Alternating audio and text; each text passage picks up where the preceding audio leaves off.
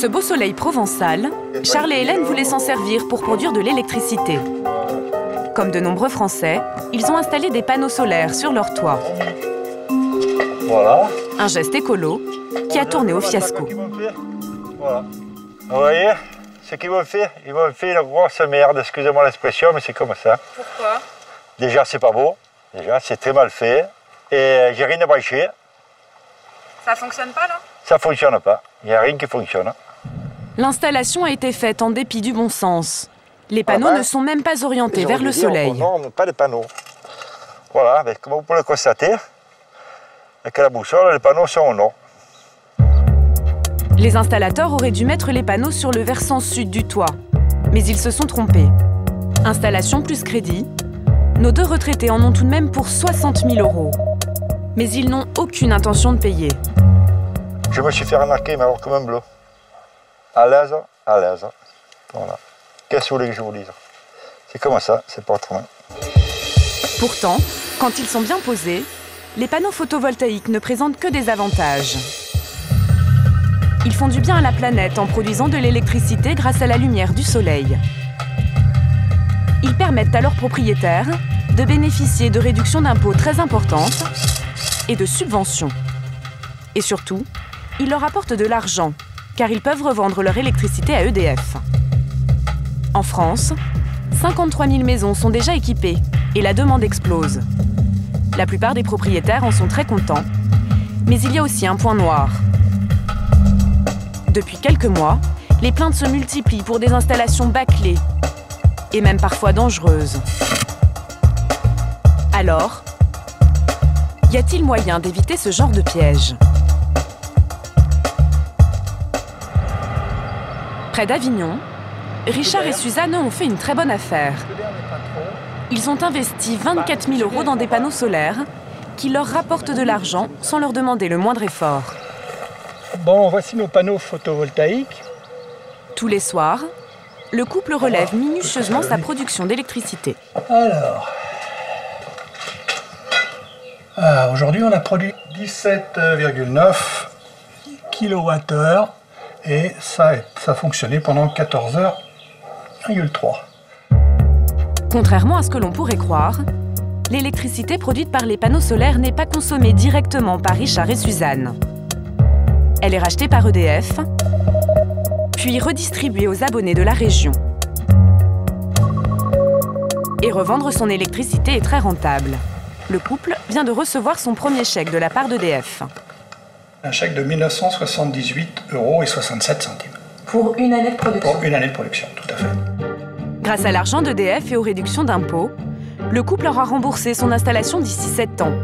Ensuite, Richard et Suzanne pourront se la couler douce au bord de leur piscine. Chaque année, 2 000 € tomberont dans leur poche. Mais tout ne se passe pas toujours aussi bien. Car avec l'explosion de la demande, de nombreuses entreprises ont voulu profiter de ce business écolo sans en avoir toujours les compétences. En France, en matière de panneaux photovoltaïques, une installation sur 2 ne serait pas aux normes. Jean-Pierre Brissot est un expert qui intervient chez les particuliers quand ils ont des soucis avec leur installation. Et souvent, les situations sont ubuesques, comme chez Jocelyn et Catherine. Ah, monsieur Brissot, bonjour. Comment allez-vous? Je suis contente de vous voir. Il faut bien de temps en temps que j'aille faire un petit peu de contrôle. Leurs panneaux fonctionnent, mais le problème, c'est que l'entreprise n'a pas pu les poser ailleurs que sous cet arbre, bien à l'abri du soleil.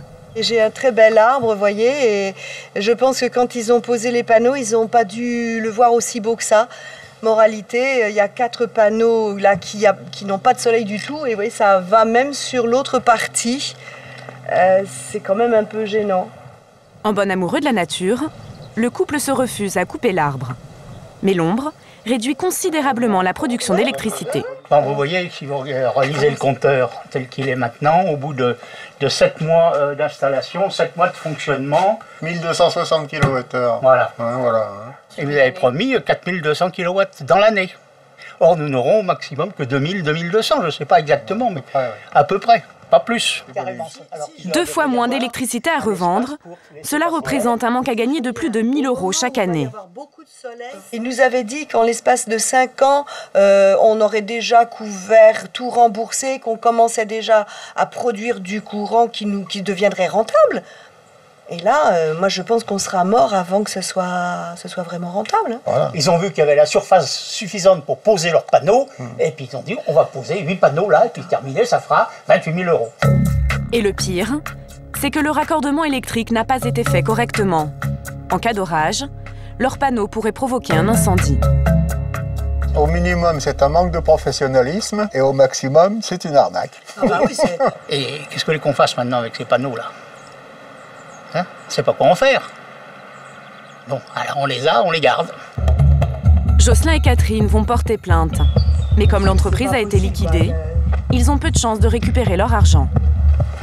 Ce genre de mésaventure n'étonne plus Jean-Pierre Brissot, car aujourd'hui, n'importe qui peut s'improviser installateur. Aucun diplôme n'est requis pour un métier plutôt technique.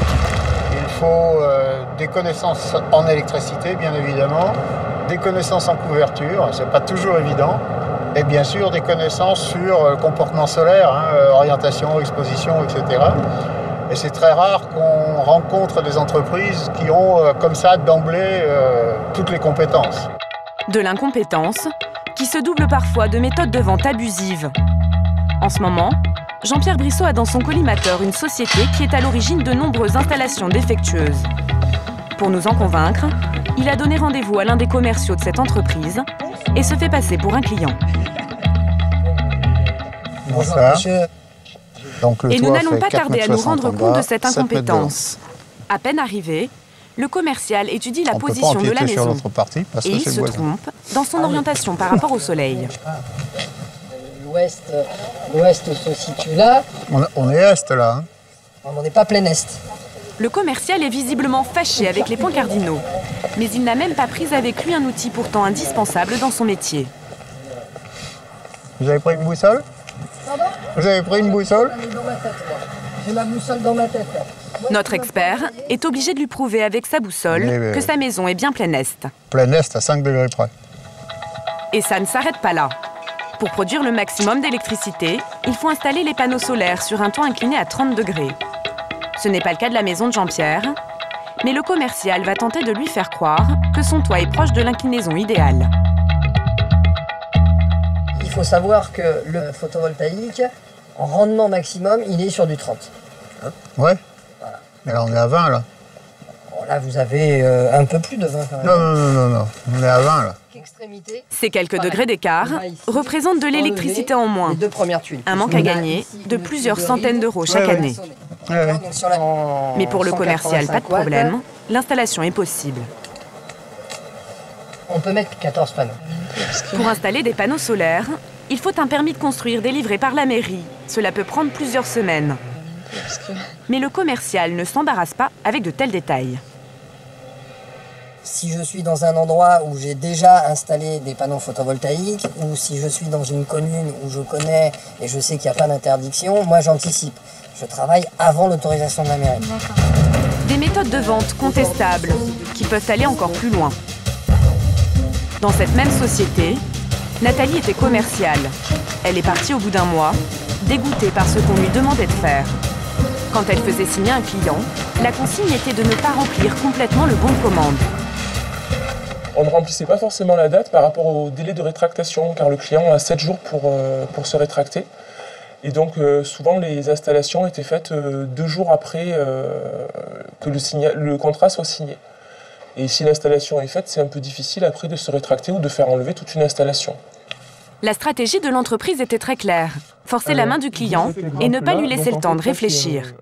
Le but, en fait, c'était de vendre le plus d'installations possible par jour et de n'aller qu'à un seul rendez-vous. De ne pas laisser le temps au client, ni de réfléchir, ni d'aller voir un autre concurrent. Il fallait signer tout de suite. Voilà, ça, c'était vraiment le but premier.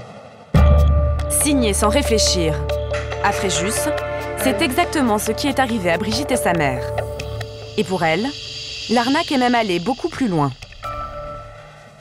Voilà donc le dossier. Elle n'avait pas l'argent disponible pour payer les 34 000 € de l'installation. Mais le commercial avait une solution toute trouvée. Il leur a fait signer un crédit en laissant des cases vides, qu'il a ensuite complété de sa main. Elles n'étaient pas complètement remplies quand nous les avons signées. Et donc ensuite, nous nous sommes aperçus que finalement, ils nous avaient rajouté des montants d'assurance exorbitants, comme par exemple maman qui est retraitée, donc qui est née en 1933, à qui on met une assurance perte d'emploi. Là, c'est quand même assez cocasse, quoi. J'ai le sentiment, nous avons le sentiment, maman et moi, d'avoir été bel et bien escroqués, oui. Au total, Brigitte et sa mère doivent rembourser plus de 60 000 €. Et ce n'est pas tout. Donc voilà, et pour l'instant, ils dorment à l'ombre des bâches. Non seulement les panneaux ne fonctionnent pas, mais en plus ils ont été très mal posés, au point d'endommager la toiture et de provoquer des fuites dans la maison. Voilà une partie des dégâts donc, dans ce placard. Alors, comment faire pour choisir une entreprise honnête? Retour à Avignon, avec Richard, celui qui n'a aucun souci avec ses panneaux. Pour s'équiper, il a d'abord cherché dans l'annuaire. Rien que dans sa région, il est tombé sur plus de 50 installateurs. Pour sélectionner le bon, il s'est rendu sur un forum spécialisé dans ce secteur. J'ai trouvé des gens dans la région qui m'ont conseillé des prestataires. Et j'ai contacté ces prestataires. Puis j'en ai contacté d'autres également. Et au total, j'ai fait faire 5 devis. En faisant jouer la concurrence, Richard a trouvé jusqu'à 10 000 € d'écart entre ces devis. Mais les moins chers ne sont pas forcément les meilleurs. Alors un conseil, avant de signer, mieux vaut bien se renseigner pour ne pas tomber dans le panneau.